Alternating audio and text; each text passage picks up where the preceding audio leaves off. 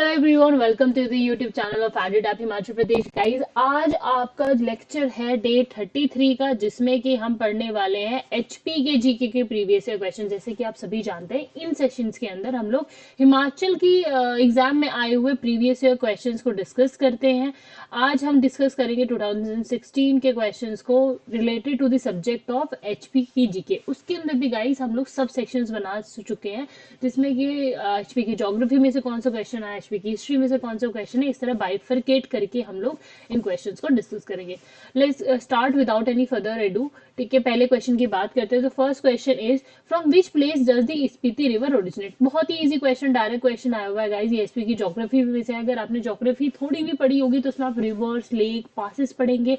अगर आपने रिवर्स पढ़ी है तो भी आप इसका आंसर कर सकते हो, अगर आपने पासिस भी पढ़ा है तो भी आप इसका आंसर इजिली कर पाओगे। The first option is Kunzum pass, second is Tandi, third is Tabo and the last one is Gramphu pass. ठीक है, तो right answer is Kunzum pass. So guys, Spiti river जो है वो कुंजुम पास से ओरिजिनेट करती है। ठीक है, तो जैसे मैंने आपको बताया, अगर आप ज्योग्राफी में आपने थोड़ा ही पढ़ा होगा तो it was a easy question. ठीक है, इस तरह के क्वेश्चंस आते हैं, और कि रिवर कहाँ से ओरिजिनेट करती है, रिवर किस दो डिस्ट्रिक्ट को डिवाइड करती है, रिवर किन दो डिस्ट्रिक्ट को पास करती है, फिर किन डिस्ट्रिक्ट से होकर निकलती है, ये सारी चीज़ें आपको पढ़नी है। तो यहाँ से हम क्या देख सकते हैं, हम यहाँ से ये देख सकते हैं कि अगर आप किसी रिवर को पढ़ रहे हैं या फिर कोई पास भी पढ़ रहे हैं, तो डू रिवाइज की वो रिवर की क्या क्या कैरेक्टरिस्टिक्स है उसको पूरी कंप्लीटली पढ़ो। ठीक, अगर हम बात करते हैं गाइस स्पीति रिवर की, तो स्पीति रिवर जो है वो ट्रिब्यूटरी है सतलुज रिवर की। ठीक है, it flows through the beautiful valley of Lahaul and Spiti. ये कुंजुम रेंज से यानी कुंजुम पास से ओरिजिनेट होती है, और ये लाहौल और स्पीति को डिवाइड करती है। सो अगर क्वेश्चन ऐसे भी आ सकता था गाइस कि लाहौल और स्पीति को कौन सी रिवर डिवाइड करती है, तो भी आपको स्पीति रिवर देना था।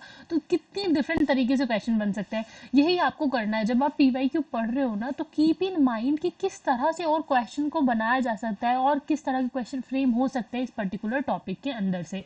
ठीक है, and most of the all human settlement in Spiti Valley are located on the banks of Spiti River, such as Tabo, Dhankar, Kaja and Rangirik. So guys, मेरा प्रोनाउंसिएशन डिफरेंट हो सकता है from the local dialect, please don't mind it.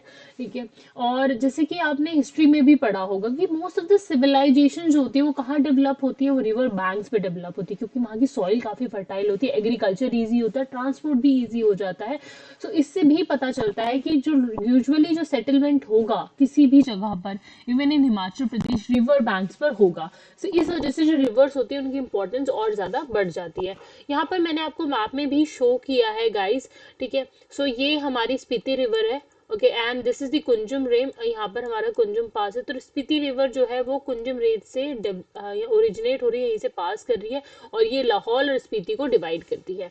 ठीक है, I hope ये clear होगा। And और भी जो रिवर्स है, जब आप उन्हें पढ़ोगे हिमाचल की रिवर्स को, तो कीप इन माइंड कि वो रिवर कहाँ कहाँ से गुजर रही है, ठीक है, और वो किसकी ट्रिब्यूटरी है। Now coming on to our next question guys, that is, as per census of 2011 literacy rate में हिमाचल प्रदेश के मेल और फीमेल लिटरेसी बतानी है रिस्पेक्टिवली, यानी पहले मेल और फिर फीमेल। तो मेल और फीमेल की लिटरेसी रेट क्या है। It was also very easy question, क्योंकि अगर आप प्रिपेयर कर रहे हो तो आप सेंसस जरूर पढ़ोगे, क्योंकि सेंसस में से बहुत सारे क्वेश्चंस आते हैं हर साल। एक दो तीन क्वेश्चन पक्का है कि सेंसस के अंदर से आएंगे। और दैट सेंसस भी अगर आप पढ़ना चाहते हो ना, तो इकोनॉमिक सर्वे जो निकलता है हिमाचल प्रदेश का, वो बहुत इंपॉर्टेंट है।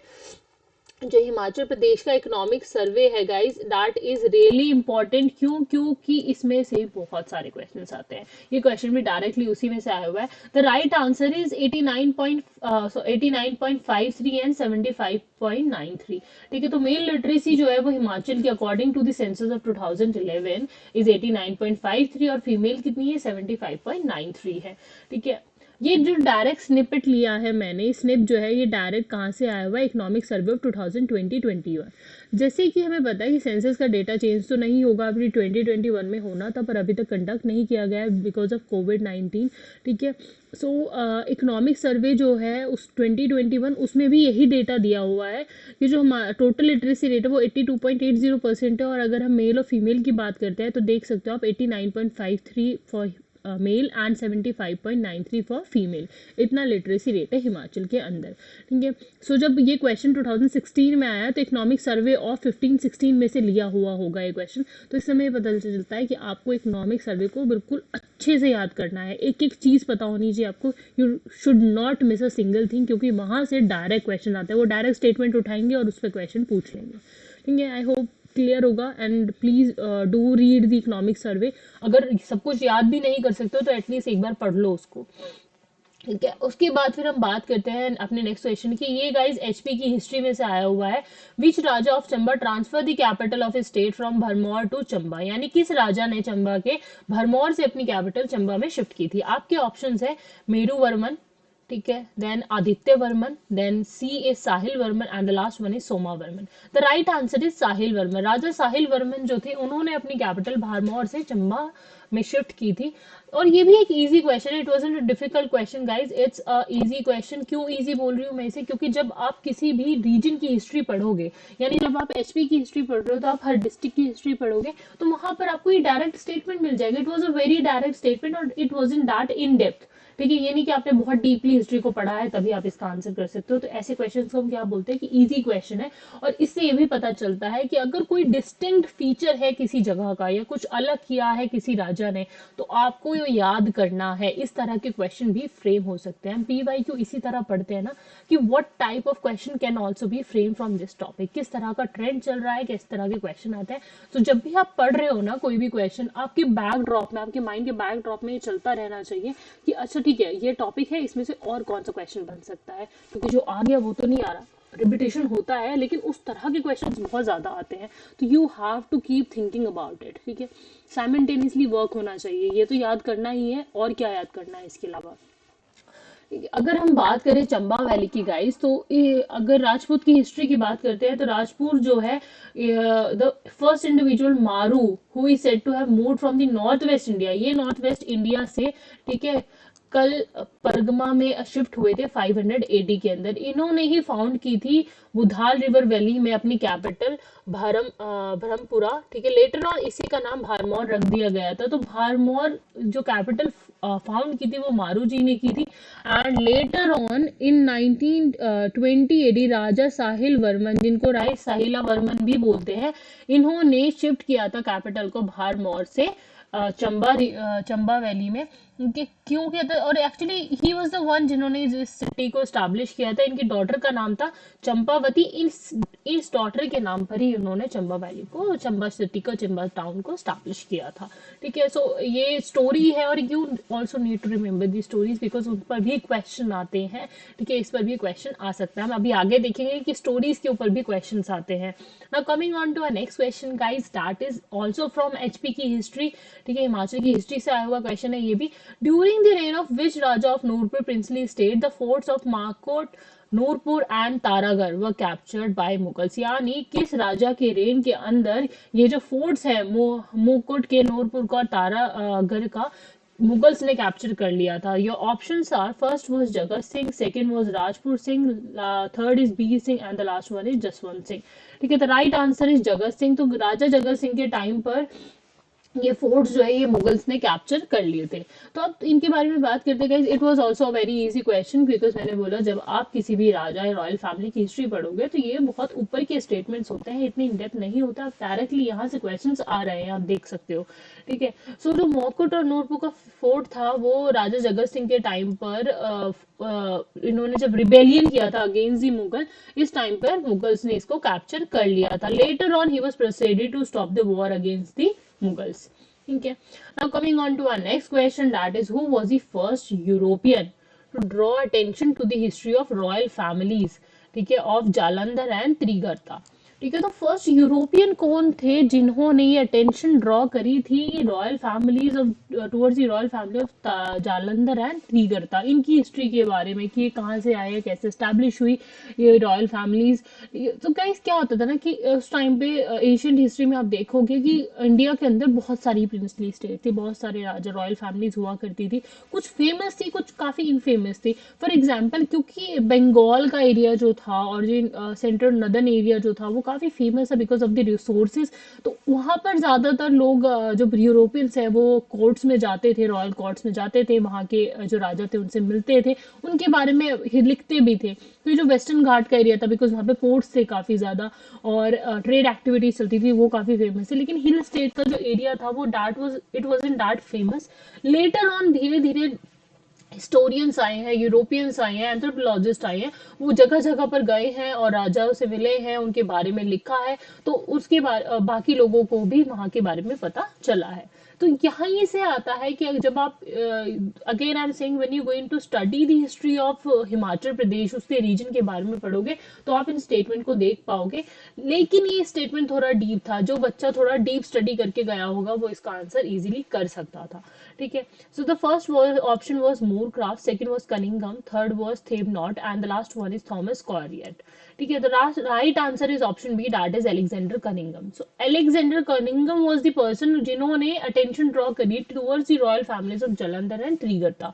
ठीक है, अलेक्जेंडर कनिंघम में और भी बहुत सारे काम किए। तो यहाँ से आपको क्या पता चलता है कि you not only have to study about, आपको सिर्फ ये नहीं पढ़ना है कि हिस्ट्री ऑफ हिमाचल प्रदेश, आपको ये भी पढ़ना है जो इंपॉर्टेंट पर्सनालिटीज, इंपॉर्टेंट यूरोपियंस है।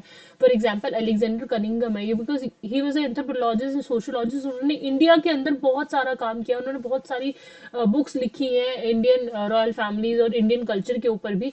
ठीक है, तो आपको उन्हें पढ़ना भी बहुत ज्यादा इंपॉर्टेंट हो जाता है। एस्ट्रोलॉजिकल सर्वे में भी उनका बहुत इंपॉर्टेंट रोल है गाइस, तो उस तरह से भी आपको पढ़ना है। तो जो कांगड़ा है उसका एंशियंट नाम नगरकोट हुआ करता था। ठीक है, and it was a part of the Asian Trigarta और जालंधर डिस्ट्रिक्ट। ठीक है, Alexander Cunningham was the first person जिन्होंने अटेंशन ड्रॉ करी थी towards the Kangra royal family. ठीक है, और कनिंघम ने ही बोला था that the place got its name from demon Jalandhar mention in the Padma Purana, यानी दिमोन जालंधर जिनका नाम पद्मा पुराना में मेंशन है, वहीं से इस जगह का नाम आया है। ठीक है, सो ये भी एक इम्पॉर्टेंट चीज हो जाती है, आपको ये भी याद रखना है। आई होप क्लियर होगा और आपको पता चल रहा होगा कि आज स्ट्रैटेजी होनी चाहिए, किस तरह से आपको क्वेश्चंस को अटेम्प्ट करना है और किस तरह से आपको जब आप पढ़ रहे हो क्या क्या आपकी थिंकिंग होनी चाहिए, किस तरह के क्वेश्चन आपके माइंड में आने चाहिए। Okay, now coming on to our next question, ये भी HP की हिस्ट्री से है guys. Around which year the Gorkhas capture the Sirmaur princely state. So it's a very easy and a direct question guys. ठीक है, डायरेक्ट क्वेश्चंस इजी होते हैं because अगर आपने पढ़ा है तो आप उसको आंसर कर पाएंगे, नहीं पढ़ा है तो नहीं कर पाओगे। पर यहाँ पर आप रिलेट कर सकते हो, जैसे कि आप डिफरेंट जो इंसिडेंट्स हुए हैं उनको रिलेट कर सकते हो कि अच्छा इस टाइम पे गोरखा सिरमौर में आ चुके थे, इसके बाद एंग्लो गोरखा वॉर कब हुआ है, उससे पहले हुआ होगा ये कैप्चर। तो इस तरह से आप एक टाइमलाइन बना के भी इसको आंसर कर सकते थे, एक आइडिया लग जाता है। So your option was 1803 AD, B was 1815, C was 1820 AD, and the last one is 1826. The right answer is 1803 AD, option A. क्योंकि इस टाइम पे गोरखाज ने सिरमौर प्रिंसली स्टेट को कैप्चर कर लिया था। सो अब इसके बारे में हम थोड़ा पढ़ते हैं। जो गोरखा है it's a martial tribe of which came in power in Nepal in the year of 1768। ठीक है, इन्होंने अपनी मिलिट्री पावर कंसोलिडेट किया और एक्सपेंशन करना स्टार्ट कर दिया अपनी टेरिटरी का। एक्सपेंशन करते हुए ग्रेजुअली गोरखाज ने सिरमौर और शिमला की जो हिल स्टेट है उनको कैप्चर कर लिया था 1803 के अंदर। ठीक है, लेटर ऑन इसी की वजह से ये जो सारे इंसिडेंट्स होंगे, later on it has resulted in Anglo Gorkha war also. ठीक है, सो इससे ये पता चलता है कि और कौन से क्वेश्चन आ सकते हैं। आप जब इसे पढ़ रहे हो तो अपने माइंड में आपके आना चाहिए, एक टाइमलाइन बनी होनी चाहिए। आप जब भी हिस्ट्री पढ़ रहे हो please remember it and learn through a timeline, because जो हमारा माइंड होता है ना गाइस, ये पिक्टोरियल रिप्रेजेंटेशन, नंबर्स और को रिलेशन को इजीली ग्रास्प करता है, साथ ही साथ बहुत टाइम तक रिटेन कर पाता है। ये भी जरूरी होता है क्योंकि हम इतनी सारी इंफॉर्मेशन पढ़ते हैं, उसमें से हमें हमारा माइंड सेलेक्टिवली कुछ चीजों को याद रखता है, बाकी सब भूल जाता है।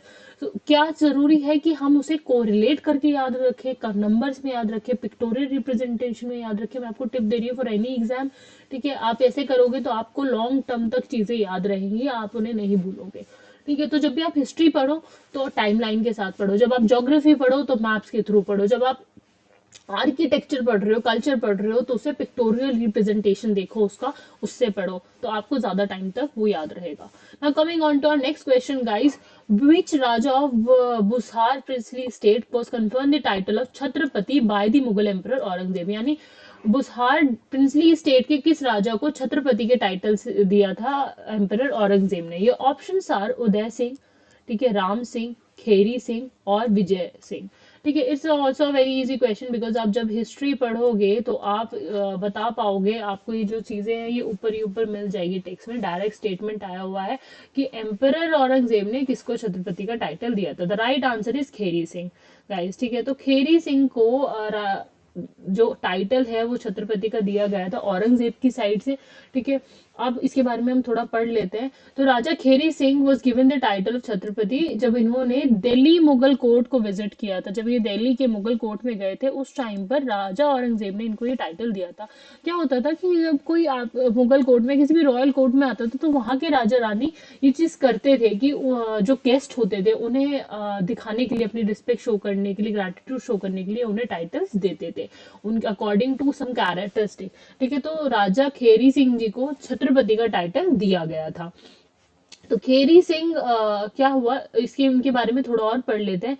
ही वॉज द कंटेम्प्रेरी ऑफ गरजाया डोके the ruler of Tibet during this time. इसी टाइम पे राजा ऑफ लद्दाख ने एनेक्स कर ली थी तिब्बत की कुछ टेरिटरी, और तिब्बत के जो कमांडर थे उस टाइम के गुलडे चेन started is preparation take back the territory, यानी वॉर होने वाला था। ये सारी बातें खेरी सिंह जी को पता चल गई, इन्होंने एक ट्रीटी कंक्लूड की थी विद तिब्बत। ठीक है, सो गाइज अब यहाँ पे एक चीज और आती है कि बिकॉज ऑफ दिस ट्रीटी, इस ट्रीटी के चलते हुए एक फेयर ऑर्गेनाइज किया गया था। ठीक है, लेटर ऑन इसकी वजह से एक फेयर ऑर्गेनाइज किया था जिसकी वजह से ट्रेड बढ़ा था तिब्बत के और हिमाचल के बीच में। ठीक है, हिमाचल की टेरिटरीज के बीच में। सो आपको नीचे कमेंट सेक्शन में बताना है वो कौन सा फेयर था, बिकॉज इस तरह का क्वेश्चन भी आ जाएगा। ठीक है, तो मैंने जैसे बताया जब पढ़ रहे हो ना सिर्फ ये मत सोचो कि ये क्वेश्चन है, इसका ये आंसर है, ये एक्सप्लेनेशन है, ये भी सोचो कि और किस तरह के क्वेश्चन फॉर्म हो सकते हैं इस टॉपिक के अंदर से। Coming on to our next question, guys, that is by what name did the Greek scholar call the Satluj River? यानी सतलुज रिवर को ग्रीक स्कॉलर्स किस नाम से बुलाते थे? अब गाइज ये बहुत ही इंपॉर्टेंट क्वेश्चन है। It is a really important question because जो हमारा इंडस रिवर सिस्टम है जिसमें हमारी 5 रिवर्स आती है उनके डिफरेंट डिफरेंट नाम है। एंशियंट ग्रीक अलग नाम है उनके, जो एंशियंट संस्कृत नेम्स है वो डिफरेंट है। आपको सारे पता होने चाहिए क्योंकि अगर सतलुज पे पूछा है तो नेक्स्ट टाइम वो रावी का पूछ सकते हैं, व्यास का पूछ सकते हैं। आपको पता होना चाहिए कि उनके अलग अलग नाम कौन से हैं। So you need to remember and learn. ठीक है, आपको याद रखना है। आपके ऑप्शंस यहाँ पर क्या है? Jangti, Muksang, Hesidrus and the last one is Satudri. The right answer is Hesidrus. Greek जो थे वो सतलुज को हेसिडिडस के नाम से बुलाते थे गाइस। ठीक है, सो अगर हम बात करते हैं बाकी रिवर्स की भी, पहले हम सतलुज के बारे में बात करते हैं। Hesidrus the Greek name of river Satluj. ठीक है, इसका जो संस्कृत नेम था वो सत्यद्री था। तो आप देखोगे कि कंफ्यूज करने के लिए ऑप्शंस में डी ऑप्शन में सत्यद्री भी दिया हुआ है, लेकिन Satyadri was this ancient Sanskrit name of Satluj. ठीक है, संस्कृत नेम था। जो ग्रीक थे वो एसिडरस के नाम से बुलाते थे सतलुज को। तो आपको दोनों ही चीजें याद करनी है। ठीक है, it is one of the 5 rivers जो इंडस रिवर सिस्टम में आती है and it is the eastern most tributary of Indus river as well as it is the longest of the 5 rivers that flow through the historic coastlands of Punjab in northern India and Pakistan। ठीक है, अगर हम बाकी reverse के नाम भी की बात करते हैं गाइस, ये टेबल है जिसमें मैंने बाकी रिवर्स के नाम दिए हुए हैं, आपको ये याद करना है, लिखो इसको और याद करो। ठीक है, इंडस रिवर को हम क्या बुलाते थे? एंशिएंट नेम में सिंधु बुलाते थे। इट इज इजी एंड सबको याद होगा। इसको सिंह खम्बम भी बुलाते हैं तिब्बत के अंदर। तो तिब्बतन नेम जो है वो क्या होगा? सिंगी खम्बम खम्बन हो जाएगा। ठीक है, you have to remember that name also क्योंकि क्वेश्चन किसी भी तरह में फॉर्म हो सकता है। झेलम का नाम क्या है? बितीस्ता और एंशिएंट नेम है, और हाइडिपेसिस जो है इसका ग्रीक नेम है। चेनाब का अस्किनी है एंशिएंट नेम, और Chandrabhaga it was another ancient name of Chenab. ठीक है, रवि का क्या है? पर्शनी है और इरावती भी बोलते थे। ब्यास को विपासा बोलते थे, साथ ही साथ हाइपेसिस भी बोलते थे ग्रीक। तो ये जो ग्रीक नेम है ये तो आपको पक्का याद होनी चाहिए। सतलुज को सतुद्री बोलते थे, ज़ैराडोरस भी बोलते थे, हेसिडरस हमने पढ़ ही लिया है, और लांगछेन खम्बम भी बोलते हैं तिब्बत के अंदर। ठीक है, so Satluj is important because already इसके हमने 4 नाम पढ़ लिए हैं। और अगर आपको इन्हें याद भी करना है ना तो आप छोटे छोटे एनेक्डोट बना के याद कर सकते हो। जैसे इंदस का तो सबको पता है कि it's Sindhu and you can easily remember it. ठीक है, सिंधु से भी आप शेर से कुछ रिलेट कर सकते हो, और सिंगी यानी सिंह होता है, शेर को बोलते हैं, तो सिंगी खम्बन आप इस तरह से रिलेट करके इसको याद कर सकते हो। जैसे रावी है तो रावी इज लाइक परुषनी। ठीक है, तो परुषनी से आप क्या वर्ड निकाल सकते हो? पुरुष निकाल सकते हो। And Ravi is a name for a boy, तो आप बोल सकते हो कि पुरुष का नाम अगर आता है, पुरुष परुशनी आता है तो परुशनी इज फॉर रावी, और रावी का अगर पूछते हैं तो परुशनी उसका नाम था, एंशियंट नेम था। जैसे ब्यास है तो ब्यास में यहाँ पे ए एस आ रहा है, आप यहाँ पे भी देख सकते हो, यहाँ पे भी ए एस हो रहा है, आ रहा है विपासा में। तो आप इस तरह से रिलेट करके छोटी छोटी बना सकते हो। सतलुज है तो एस से सतुद्री और एस से सतलुज हो जाएगा। तो इस तरह से भी आप याद रख सकते हो, बिकॉज अगर आप ऐसे याद करोगे ना तो आप भूलोगे नहीं जल्दी से। ठीक है, आपको इजी होगा, आप पेपर में देखते हैं कि अच्छा ठीक है ये नाम आ रहा है, किससे रिलेट हो रहा है, बिकॉज ऑप्शंस दिए होते हैं। ठीक है, तो आप उसे इजीली याद कर सकते हो, रिटेन रख सकता है आपका माइंड इसे फॉर अ लॉन्गर टर्म। ठीक है, आई होप क्लियर होगा। Now coming on to our next question guys, that is which Himachali revolutionary, किस हिमाचली रेवोल्यूशनरी ने सुदर्शन चक्र मैगजीन को लाहौर से एडिट किया था during the pre independence period. It's a easy question guys, direct है, बिकॉज अब देखो ब्यूटी देखो एग्जाम की, कैसे उन्होंने रिलेट किया है एचपी की हिस्ट्री को with the general history. Pre independence period की बात कर ली, वहां पर आपको मैगजीन, जनरल न्यूज़पेपर्स, बुक्स ये पढ़नी ही होते हैं, किसने कौन सा निकाला है। ठीक है, आप सभी पढ़ते हो, हम भी पढ़ते हैं कि इंपॉर्टेंट बुक्स या जर्नल्स और न्यूज़पेपर है, उनके एडिटर्स और उसका नाम और कहाँ से निकाला गया है। ठीक है, कहाँ से एडिटिंग हो रही थी, ठीक है, और कौन से टाइम पीरियड में हुई थी, तो वो तो आपने पढ़ ही लिया। साथ ही साथ उन्होंने हिमाचल वाला टच डाल दिया, ये पूछ के कि हिमाचल रेवोल्यूशन वाला पेपर दे दिया उन्होंने कि सुदर्शन चक्र किस हिमाचली रेवोल्यूशनरी ने चलाया था। The first option is Yashpal, second is Indrapal, third is Sherjung and the last one is Swami Krishnanand. The right answer is Indrapal. ठीक है, तो इंद्रपाल जी ने ये पेपर स्टार्ट किया था, ये मैगजीन स्टार्ट की थी सुदर्शन चक्र की लाहौर से। ठीक है, और ये इन्होंने रिलेट कर दिया, तो इस तरह से भी क्वेश्चन आ सकते हैं when you are reading your history, your general history of pre independence and post independence India, तो try to relate it with Himachal की हिमाचल वाला जो पार्ट है ना, उसमें कुछ भी हिमाचल वाले रेवोल्यूशनरी है, हिमाचल से रिलेटेड कोई वॉर है, कोई रेवोल्यूशन है, ठीक है, या फिर कोई इंसिडेंट है पर्टिकुलर, तो वो आपको ज्यादा अच्छे से याद करना है, उसको इंपॉर्टेंट मार्क करना है, उसको अलग से नोट करना है कि यहाँ से क्वेश्चन ज्यादा आने के चांसेस है। क्योंकि जहाँ पे ये कॉमन चीज आएगी ना, जहाँ पे कंकरेंट चीज आएगी कि हिमाचल की हिस्ट्री अलाइन करेगी नॉर्मल हिस्ट्री से, वहां से क्वेश्चन जरूर बनेगा। ठीक है, सो आई होप ये क्लियर होगा, इस तरह से आपको इसको अटेम्प्ट करना है। It was a direct question. ठीक है, now coming on to our next question guys, according to legend which god devta killed Banasur who was the ruler of Saran area of upper Shimla. ठीक है, किस देवता ने, गॉड ने बानासुर को मारा था। ठीक है, अब ये एक लेजेंड स्टोरी है, इट्स अ माइथोलॉजिकल स्टोरी और लेजेंड स्टोरी। जैसे कि मैंने अभी आगे भी बताया था कि हम आगे बात करेंगे कि लेजेंड स्टोरीज भी इंपॉर्टेंट होती है, जो बैकड्रॉप में स्टोरी है वो भी इंपॉर्टेंट होती है कि किस तरह से क्या चीज किस गॉड ने मारा है।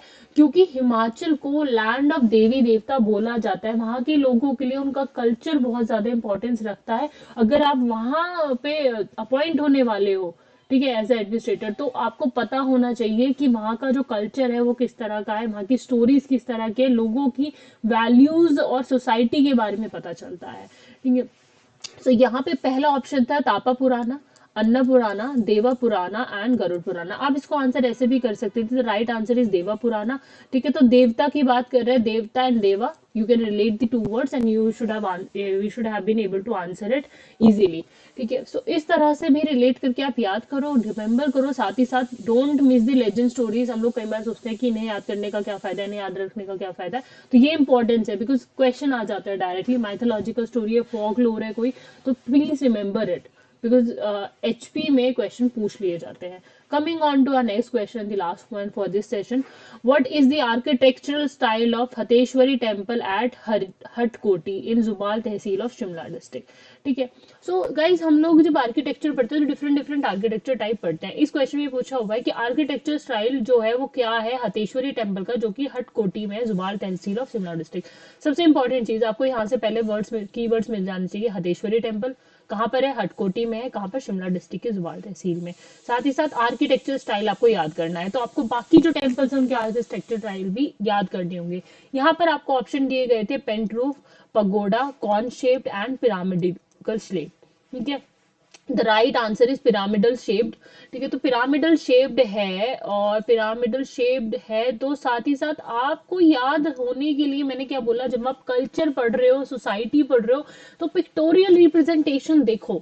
जब आप पिक्टोरियल रिप्रेजेंटेशन देखोगे तो आपको याद रहेगा ज्यादा टाइम तक, तो आप देखोगे आपको पता चलेगा कि it is pyramidical shape. Pyramidal shape की कैरेक्टरिस्टिक क्या होती है कि एक स्क्वायर प्लिंथ पर बना होता है, यानी स्क्वायर प्लिंथ होती है, नीचे प्लेटफॉर्म स्क्वायर होता है, साथ ही साथ इसकी जो जो 4 लोअर एयर्स होते हैं वो टेम्पल रूफ तक इक्वल लेंथ के होते हैं, ठीक है, जो 4 लेफ्ट होंगे यहाँ पर, ठीक है, वो इक्वल लेंथ के होंगे। साथ ही साथ जब रूफ ऊपर की साइड जाएगी तो वो नैरो होती जाएगी as it move towards the centre. जैसे ही वो सेंटर की साइड आएगी तो वो नैरो होती जाती है। ये तो आपको ही पता, देखो ये नैरो हो रही है यहाँ से, ये नैरो होती जाएगी, ठीक है। साथ ही साथ पिरामिडिकल लाइक रूफ सेंटर, हतेश्वरी देवी, इसके अलावा और कौन कौन से टेम्पल है जो इस शेप के? हतेश्वरी टेम्पल है, Shiva temple at Hatkoti, Mahasu and Shiva temple at Deor and Jubbal Shimla are example of pyramidical structure. तो इस तरह से आपको याद करना है। अगर आप कोई स्ट्रक्चर पढ़ रहे हो तो related with the picture, remember it with the picture. साथ ही साथ अगर आप यहाँ पे क्वेश्चन आ रहा है एक टेम्पल के बारे में, तो आप उस आर्किटेक्चर स्टाइल के बाकी सारे टेम्पल को भी तभी याद कर लो, तो आपका एक टॉपिक तो कवर हो जाएगा, ठीक है। So this is how you have to study the previous year question, कि ट्रेंड क्या है, डेटा क्या आ रहा है, किस तरह के क्वेश्चंस आ रहे हैं, एग्जामिनर के माइंड में क्या चल रहा है, कैसे फॉर्म कर रहा है। और हमें अगर ये टॉपिक, जब क्वेश्चन भी आ रहा है ना किसी टॉपिक में, वो पूरा टॉपिक पढ़ो साथ के साथ, तो एटलीस्ट आपका एक टॉपिक पूरा कवर हो जाएगा, ठीक है guys. And I that was all. अगर अब तक आपने हमारे YouTube चैनल सब्सक्राइब नहीं किया है then subscribe to YouTube channel, ताकि आपको ये सारी वीडियोस रेगुलरली मिलती रहे। साथ ही साथ ज्वाइन आवर टेलीग्राम चैनल, जहां पर आपको इन वीडियोस की PDF अवेलेबल होगी, ताकि आप अपने नोट्स बना सके। हमारे टेलीग्राम चैनल का लिंक नीचे डिस्क्रिप्शन बॉक्स में दिया हुआ है। Thank you so much guys. अगर अभी भी आपको कोई भी क्वेश्चन है HP से रिलेटेड या इस सेशन से related, you can contact us on this number. You can also mail us on this email ID. Thank you so much. Have a good day, guys, and keep studying, keep working hard.